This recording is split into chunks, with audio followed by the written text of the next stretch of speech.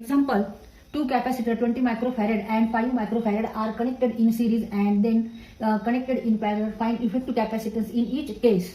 म्हणजे दोन capacitor 20 microfarad आणि 5 मायक्रोफॅरड हे दोन्ही कॅपॅसिटर पहिल्यांदा सिरीजमध्ये जोडले आणि नंतर ते पॅरलरमध्ये जोडले तर इफेक्टिव्ह कॅपॅसिटन्स दोन्ही सिरीजसाठी आणि पॅरलरसाठी किती आहे ते आपल्याला इथे फाइंड आउट करायचे. आता इन सिरीज म्हणजे कसं जोडणार आपण, तर एका पाठोपाठ एक असे दोन कॅपॅसिटर जोडले. एक कॅपॅसिटर आहे 20 मायक्रोफॅरड आणि दुसरा आहे 5 मायक्रोफॅरड. 20 मायक्रोफॅरड अँड 5 मायक्रोफॅरड हे दोन्ही कॅपॅसिटर C1 आणि C2 हे आपण सिरीजमध्ये कनेक्ट केले. Suppose C1 equal to 20 microfarad and C2 equal to 5 microfarad. तर इथे आपल्याला इफेक्टिव्ह कॅपॅसिटन्स काढायचे, त्यासाठी फॉर्म्युला वापरायचा आहे 1/CS equal to 1/C1 plus 1/C2. Therefore 1/CS is equal to C2 plus C1 divided by C1 C2. Therefore CS equal to C1 C2 divided by C2 plus C1. C1 equal to 20 into C2 5 divided by C2 plus C1 or C1 plus C2. 5 plus 20 into 5 100 divided by 25. 25 1 जा 25 400 4 microfarad. म्हणजे जेव्हा दोन capacitor हे सिरीजमध्ये जोडलेले आहेत, C1 हा 20 microfarad आहे, C2 5 मायक्रोफॅरड आहे, तर जेव्हा सिरीजमध्ये जोडलेले असतात तेव्हा आपल्याला हा फॉर्म्युला वापरायचा आहे. त्याच्यावरून आपण हा फॉर्म्युला तयार केला आहे. CS that is effective capacitance is equal to C1 into C2 divided by C2 plus C1. ह्याच्यामध्ये आपण ह्या व्हॅल्यू ठेवल्या आणि उत्तर काढले. Effective capacitance is equal to 4 microfarad when capacitor C1 and C2 connected in series. आता हे दोन्ही कॅपॅसिटर पॅरलरली जोडायचे, समांतर मांडणी C1 आणि C2.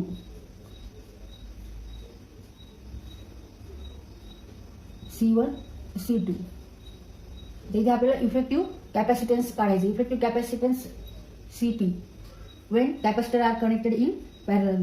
in CP equal to C1 plus C2. C1 किती आहे 20 आणि C2 आहे 5 equal to 25 microfarad. CP equal to 25 microfarad and CS equal to 4 microfarad. म्हणजे जेव्हा कॅपॅसिटर सिरीज मध्ये जोडले तेव्हा त्याची इफेक्टिव्ह कॅपॅसिटन्स हे स्मॉलर आहे than when capacitor connected in parallel.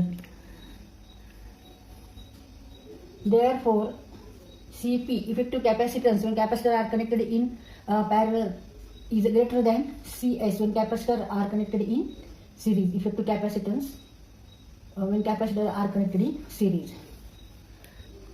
तर जेव्हा कॅपॅसिटर हे सिरीजमध्ये जोडू तेव्हा त्याचं इफेक्टिव्ह कॅपॅसिटन्स हे कमी होतं. जेव्हा तेच कॅपॅसिटर आपण पॅरलरली जोडू तेव्हा त्यांची ह्याप्रमाणे बेरीज होते आणि ते इफेक्टिव्ह कॅपॅसिटन्स हा जास्त असतो. When capacitor of 0.2 microfarad is connected in a series with resistance of 15 mega ohm, find the time constant and time required to charge up to battery voltage. If voltage is 10 volt, then what is the voltage across capacitor in one time constant? Time constant T equal to R into C. The time constant is the time in which capacitor gets charged up to 63.28% of applied voltage, or it is the time in which capacitor get discharged up to 36.72% of its initial value. तर आता time constant काढतोय आपण. T equal to R into C, where R is the value of resistance and C is the value of capacitor. C equal to 0.2 microfarad means 0.2 into 10 raised to -6 farad. ते microfarad आहे, त्याचं conversion आपण फॅरेडमध्ये केलं. आता resistance, value of resistance is 15 mega ohm means 15 into 10 raised to 6 ohm. इथे सुद्धा आपण कन्व्हर्शन केले मेगा ओहम टू ओहम आणि इकडे microfarad to farad. Therefore T equal to R is 15 mega ohm into capacitor is 0.2 microfarad equal to 15 into 10 raised to 6 ohm into 0.2 microfarad means 0.2 into 10 raised to -6 farad means 15 into 0.2 into 10 raised to 6 into 10 raised to -6. इथे हे दोन्ही cut होतील. Therefore 15 into 0.2 हे दोन्ही cut झाले, कारण एक 6 आहे 10⁶ आहे आणि एक 10⁻6 आहे. म्हणजेच काय अर्थ होतो, 10⁶ डिवाइडेड बाय 10⁶ म्हणजे 1. 10⁶ into 10⁻6 means 10⁶ divided by 10⁶ equal to 1. मग आता 15 इंटू 2 30 पॉईंट इथे घ्यायचा इक्वल टू 3 टाइम. आता हा टाइम आहे म्हणजे इथे युनिट काय येणार, सेकंद. 3 सेकंद म्हणजे 3 सेकंदात कॅपॅसिटर हा 63.28% चार्ज होतो 3 सेकंदात. म्हणजे 100 व्होल्ट असेल तर समजा बॅटरी 100 व्होल्टची आहे तर कॅपॅसिटर किती चार्ज होतोय, 63.28 असा त्याचा अर्थ आहे. पण आता इथे बॅटरी कितीची आहे, 10 व्होल्टची बॅटरी लावलेली आहे. मग आता ह्या 10 व्होल्टचं आपल्याला 63.28% काढायचे. ते कसं काढणार आपण, इथे व्होल्टेज घेऊ आपण आणि इथे किती पर्सेंट झालं चार्ज किती पर्सेंट झालेला. तर 100 व्होल्टेज असेल 63.28% आहे म्हणजे प्रत्येक 100 व्होल्टला एवढा चार्ज होतो. जर 100 व्होल्ट असेल तर चार्ज किती होतो, 63.28 होतो.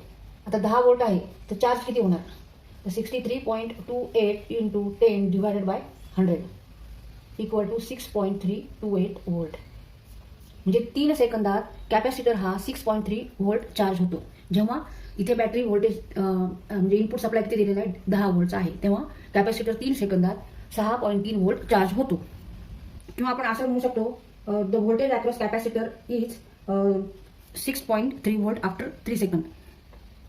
After 3 second the voltage across capacitor is 6.3 volts. आता आपल्याला पूर्ण चार्ज करायचं आहे. तर पूर्ण चार्ज करण्यासाठी किती वेळ लागणार आहे, किती टाइम लागणार आहे, तर 5 into time constant. 5 into time constant means T means 5 into 3 equal to 15 सेकंद. 15 सेकंदामध्ये तो पूर्ण चार्ज होतो. आणि बॅटरी कितीची आहे, 10 व्होल्टची, म्हणजे कॅपॅसिटरच्या अक्रॉस पण किती येणार आहे, 10 व्होल्ट. पूर्ण चार्ज झाला म्हणजे त्याच्या अक्रॉस 10 व्होल्ट येणार आहे. जेवढी बॅटरी आहे, इनपुट जेवढं दिलेलं आहे तेवढं त्याच्या अक्रॉस येणार आहे. ते किती सेकंदाने येणार आहे, 15 second. Therefore, it takes 15 seconds to charge up to 10 volts. तर इथे आपल्याला 2 फॉर्म्युले लक्षात ठेवायचे, T equal to R into C.